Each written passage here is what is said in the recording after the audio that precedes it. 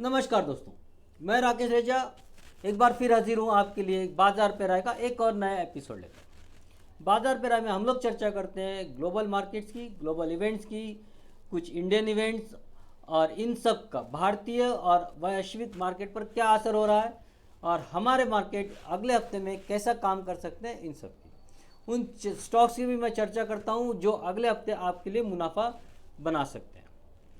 तो पूरा एपिसोड देखिए, बहुत सारी बातें रहती है जो आपको काम में आ सकती है और आपके ट्रेडिंग को वो मुनाफा में बदल सकती है। तो इसके पहले कि आगे बढ़े, शुरुआत करते हैं डिस्क्लेमर से। मैं सेबी रजिस्टर्ड एनालिस्ट या एडवाइज़र नहीं हूँ। यहाँ जो भी मैं आपको बता रहा हूँ मेरा अपने नॉलेज के बेस पे एक इन्फॉर्मेशन के या एजुकेशनल पर्पज़ से मैं आपको बता रहा हूँ। इन चीज़ों से आपका ज्ञानवर्धन होगा और आपके नॉलेज से आपका जो ट्रेडिंग है, ट्रेडिंग भी अच्छा हो सकता है, मुनाफे में बदल सकता है और आपको अच्छे स्टॉक्स और बाकी बातों की जानकारी होने से आप अपने स्टॉक्स को बेटर बना सकते हैं। ये मेरा इसके पीछे उद्देश्य है। लेकिन स्टॉक में इन्वेस्ट करना, स्टॉक मार्केट में इन्वेस्ट करना ये खतरा, मतलब basically it's a risky and that's why you should consult your financial adviser before taking any action, क्योंकि आपको होने वाले किसी भी फायदे या नुकसान के लिए मैं जिम्मेदार नहीं हूँ। तो आगे बढ़ते हैं। हमेशा की तरह एक बार और एक रिक्वेस्ट करूँगा, अगर आपको ये एपिसोड पसंद आता है, आपको अच्छा लगता है तो आप इसको लाइक करें, शेयर करें और सब अगर अभी चैनल को आपने सब्सक्राइब नहीं किया है तो चैनल को सब्सक्राइब करें। तो आगे बढ़ते हैं।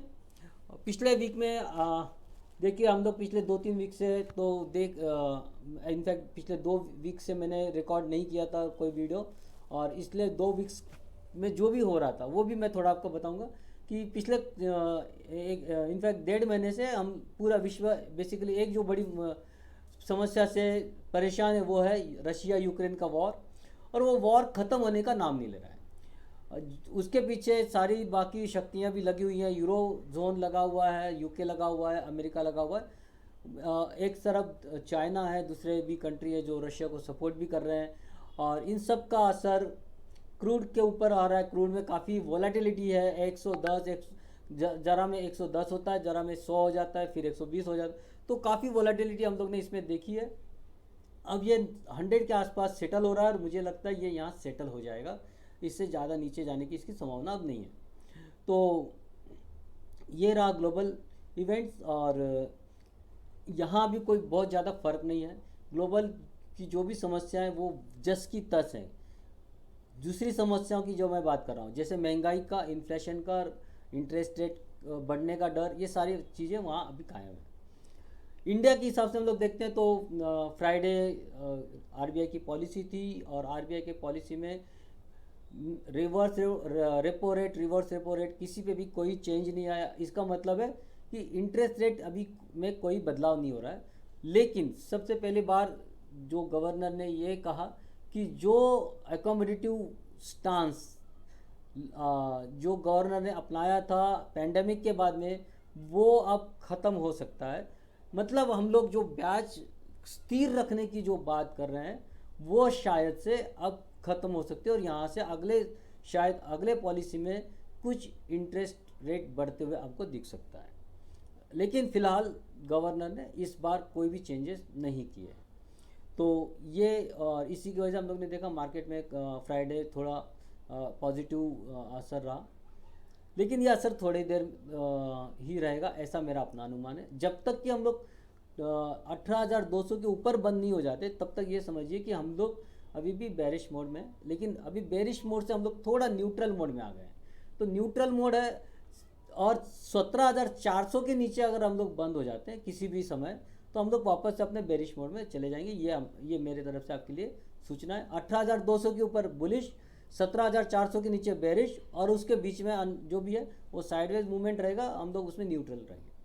तो ये मेरा निफ्टी और बैंक निफ्टी के लिए या अपनी इंडियन मार्केट के लिए अपना आउटलुक है। चार्ट क्या बता रहे हैं, चार्ट पे हम देखने जाएंगे कि क्या लेवल्स हैं जहाँ आप ट्रेड कर सकते हैं, वो कौन से स्टॉक्स हैं जो आपको अगले हफ्ते ट्रेड करना चाहिए और ट्रेड करके अच्छा मुनाफा आपको कमा के दे सकते हैं। उन सारी की चर्चा हम लोग करेंगे। देखते हैं चार्ट क्या कह रहे हैं। So friend, let's start and see what charts are telling. तो देखते हैं चार्ट्स पे क्या दिख रहा है. तो स्टार्ट करते हैं DJI से, डाउ जोन्स. और डाउ जोन्स ने यहाँ एक अच्छी खासी रिकवरी हमको दी है. ऑलमोस्ट सारे ग्लोबल मार्केट्स में एक अच्छी खासी रिकवरी हम लोग को लास्ट वीक में देखने मिली थी. और इस वीक में थोड़ा सा एक डाउनवर्ड मूवमेंट आया है. और जब तक अगर हम लोग ये देखते हैं तो यहाँ एक head and shoulder inverse head and shoulder बन रहा है, लेकिन बनने की प्रोसेस में है. तो जब तक कि ये इस लेवल को ब्रेक नहीं करता, ये ऑलमोस्ट 35 टू 200 300 के लेवल को जब तक ये पार नहीं करेगा, तब तक हम लोग ये समझेंगे कि अभी भी हम लोग डाउनवर्ड मूवमेंट में कायम है. तो अभी भी जो ट्रेंड है वो चेंज नहीं है, ट्रेंड अभी भी निगेटिव बना हुआ है. सेम चीज़ अगर हम लोग देखेंगे तो नस्डैक भी अभी भी अपने नीचे के ट्रेंड में ही कायम है. अभी तक उसने, जब तक वो 15,200 के ऊपर नहीं निकलता, उसका ट्रेंड चेंज नहीं होगा. यूके ने ज़रूर एक अच्छी खासी रिकवरी दी है और अब वो अपने ऑल टाइम हाई पे बंद हुआ है. तो ये एक मार्केट है जो सबसे अलग चल रहा है, बिल्कुल ऊपर की ओर. डैक्स को हम लोग देखते हैं जर्मनी का, वो भी नीचे की ओर है. ये शंघाई वो भी नीचे है, निकाय वो भी नीचे है, और हैंग सेंग ये भी नीचे की ओर है. तो अगर हम लोग वर्ल्ड मार्केट को स्टडी करते हैं तो ये मालूम पड़ता है कि मोस्ट ऑफ द मार्केट्स अभी भी अपने डाउन ट्रेंड को कंटिन्यू कर रहे हैं. और वहाँ एक छोटी सी पुल बैक रैली आई है, लेकिन पुल बैक रैली वो अभी सस्टेन नहीं हो रही है. अब देखते हैं सस्टेन अगर होना है तो ये वीक जो होगा ये एक डिसीजिव वीक होगा. यहाँ कैसे चाल होती है उसके ऊपर हमको पता चलेगा कि आगे क्या होगा. तो हमारे मार्केट में निफ्टी में क्या हो सकता है. निफ्टी में हम लोग देखेंगे कि बहुत अच्छी रिकवरी आई. नीचे से करीब करीब हम लोग ने 15,700 से लेके 17,800, तो ये करीब करीब हम लोग ने 2,000 पॉइंट की रैली नीचे से की है. और 2,100 के मतलब हम लोग बोल सकते हैं 2,100 पॉइंट की रैली यहाँ हुई है. और ये एक बहुत बढ़िया एक ये समझ सकते हैं हम लोग कि रिकवरी आई है. लेकिन अगर हम लोग ये देखते हैं कि ये जो एक ट्रेंड लाइन है, उसी एग्जैक्टली ट्रेंड लाइन को रिस्पेक्ट करते हुए मार्केट वापस थोड़ा नीचे आया है. अब जैसा कि मैंने कहा कि जैसे वर्ल्ड मार्केट के लिए वैसे भी इंडियन मार्केट के लिए भी ये वीक काफ़ी महत्वपूर्ण होगा. हम लोग इस वीक में, जो कि एक छोटा सा वीक होगा क्योंकि 3 दिन ही मार्केट चलेगा, 2 दिन 14 और 15 छुट्टी है, तो 2 दिन मार्केट बंद होगा. तो सिर्फ मंडे ट्यूसडे वेडनेसडे ही मार्केट खुले रहेंगे. तो उस हिसाब से मुझे ऐसा लग रहा है कि ज़्यादा मूवमेंट भी आने की चांसेस कम है. तो हम लोग जो इस वीक में हैं, जो लेवल्स रहेंगे 17,800 मतलब 50 है, उसके ऊपर हमको बाय करना है. और टारगेट हमारा होगा 18,070 या 18,100 भी मान के चल सकते हैं. तो 18,100 का हमारा टारगेट होगा. तो ये करीब करीब हम लोग को कह सकते हैं कि 250 पॉइंट की रैली अपसाइड में आ सकती है. और उतनी ही रैली हम लोग शॉर्ट करेंगे 17,675, मतलब इवन 17,675 के नीचे शॉर्ट करेंगे. और टारगेट होगा हमारा 17,425. तो ये जो टारगेट्स हैं इन पे हमको ध्यान देना. तो यहाँ से हमको भी अगर हम लोग देखेंगे तो 700 से लेके 410, ये जो लेवल्स हैं ये हमारे 410 का लेवल है. तो करीब करीब 250 पॉइंट का 250-300 पॉइंट की गैप नीचे भी आ सकती है और 250-300 पॉइंट की रैली ऊपर भी जा सकती है. जिस और काम मंडे मार्केट खुलेगा और हम लोग उसके हिसाब से यहाँ ट्रेड करेंगे. ये हमारा टारगेट होगा ऊपर की ओर, ये टारगेट होगा नीचे की ओर. बैंक निफ्टी को अगर हम लोग देखते हैं तो बैंक निफ्टी ने भी एक ब्रेकआउट देने की कोशिश की. ये ट्रेंड लाइन ब्रेकआउट यहाँ भी हमको दिख रहा है, लेकिन ट्रेंड लाइन ब्रेकआउट वो फेक ब्रेकआउट साबित हुआ और ये जो उसका प्रीवियस रेजिस्टेंस था वहाँ से वो नीचे आया। और अब हम लोग देखते हैं कि इस वीक में क्या हो सकता है। तो थोड़ा सा डिटेल में जाना है तो हम लोग को आवरली चार्ट हम लोग लगा देते हैं तो ज़्यादा बेटर समझ में आएगा। तो ये सिंपल है, हमको कहाँ बाय करना है, हम बाय करेंगे 37,900 के ऊपर, 37,900 के ऊपर बाय करेंगे। टारगेट होगा 38,600। तो ये करीब करीब 700 पॉइंट्स की रैली हमको यहाँ मिल सकती है अगर ऊपर चलना शुरू हुआ तो। अगर नीचे चलना शुरू हुआ तो हम लोग सेल करेंगे 17,700 के नीचे और टारगेट होगा 37,300। मतलब 400 पॉइंट की रैली नीचे आ सकती है, 700 पॉइंट की रैली का चांस ऊपर है, नीचे और एक पॉइंट भी आ सकता है। तो 600 यहाँ भी हमको और 200 पॉइंट करीब करीब 150 पॉइंट की और भी एक गैप है। तो 600 650 पॉइंट का नीचे भी हमारे पास में स्कोप है और 700 पॉइंट का ऊपर की ओर स्कोप है। इतनी ये जो है रेंज, इसमें हमको बैंक निफ्टी ट्रेड करते हुए नज़र आएगा। यहाँ आएगा तो हो सकता है यहाँ एक थोड़ी सी रिकवरी भी आए और यहाँ आए तो वापस सेलिंग भी आएगी। तो ये सपोर्ट का काम करेगा और ये टूटा तो ये सेकंड सपोर्ट का काम करेगा। इससे नीचे टूटने की चांसेस फ़िलहाल कम है इस वीक में। अगले वीक में देखेंगे कि क्या होता है। डॉलर सिंपल है, डॉलर साइडवेज मूवमेंट में है अभी काफ़ी दिनों से, क्योंकि जो यूक्रेन रशिया का मामला है काफ़ी हद तक अभी अटका हुआ है साइडवेज मार्केट में। उसका मार्केट ने अगर हम लोग कहें कि उसको डिस्काउंट कर लिया है, लेकिन फिर भी जो रिस्क है वो बनी हुई है। तो हम लोग मोस्टली ये ऊपर की ओर ही चलना चाहिए। तो इस वीक के लिए मेरा जो रहेगा 76 के ऊपर बाय करना है, 76.20 और 76.75 इस दो टारगेट के लिए। अभी फ़िलहाल दो ही टारगेट दे रहा हूँ, ये एक टारगेट और ये एक टारगेट। तो फ़िलहाल के लिए हम लोग इस टारगेट को फ़िलहाल भूल जाएंगे। ओके, और नीचे की ओर जाने की चांसेस थोड़ा कम है, लेकिन ये हमारा पहला टारगेट होगा और ये हमारा दूसरा टारगेट होगा। तो इसको मैं थोड़ा एडजस्ट कर रहा हूँ। ओके ओके, तो 76 के ऊपर बाय, 76.20 और 76.70 दो टारगेट। नीचे हम लोग सेल करेंगे 75.80 के नीचे सेल करेंगे। टारगेट होगा हमारा 75.69 और 75.20, ये दो टारगेट होंगे डॉलर के लिए। क्रूड ऑयल जो है फिर से आपको यहाँ कुछ बढ़ते हुए दिख सकता है, उसने बॉटम बना लिया है। आप देख रहे हैं ये बॉटम बन गया है और यहाँ से चांसेस है कि ये वापस एक बार ऊपर की ओर चले।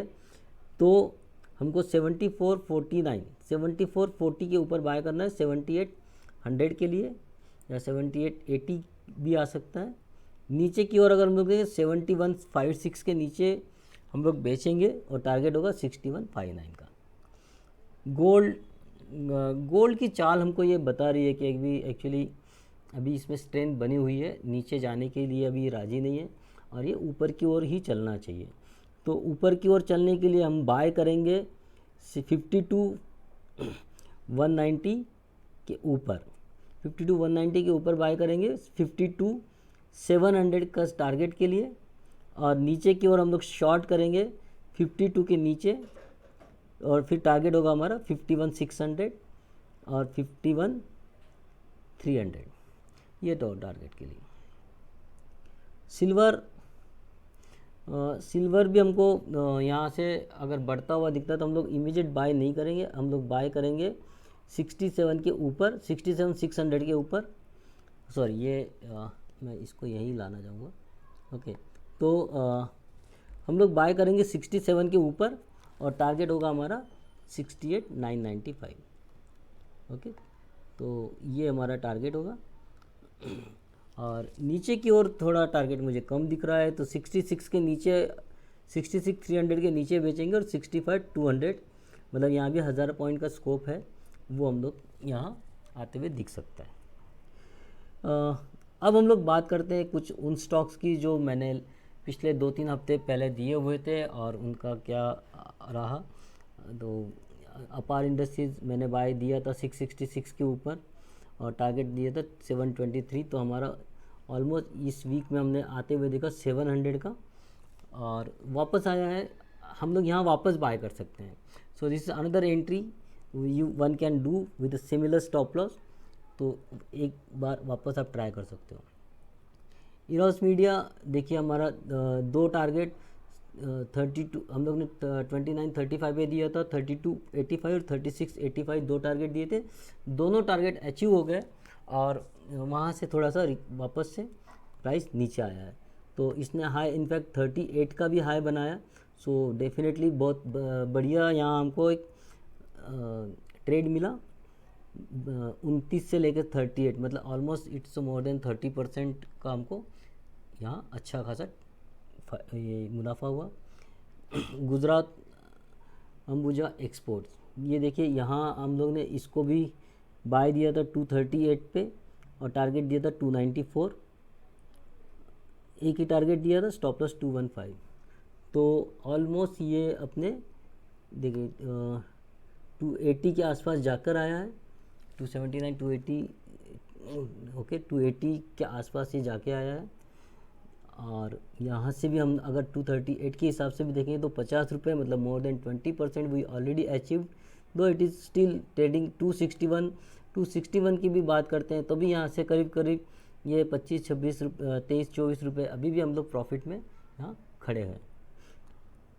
फिर अगर हम लोग देखते हैं टाटा स्टील, जो मैंने दिया था 1370 पे बाय करने के लिए, स्टॉप लॉस था 1244 और अभी हमारा टारगेट जो 1370 पे चल रहा है और टारगेट मेरा है 1469 का। सो लेट्स सी क्या होता है। फिर टाटा कंज्यूमर भी जो मैंने बाय दिया था आपको पीछे बीच में और 762 पे मैंने उसकी एंट्री दी थी, स्टॉप लॉस दिया था 723 और देखेंगे तो हमारा अभी 817 चल रहा है। टारगेट जो मैंने दिया है उससे 50% हम लोग more than 50% is already achieve. So this is the way that we trade.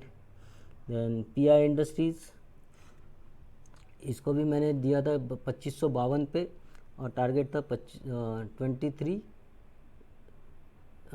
63 and 31 63। सो यहाँ एक्चुअली ये 2763 है, 25 नहीं।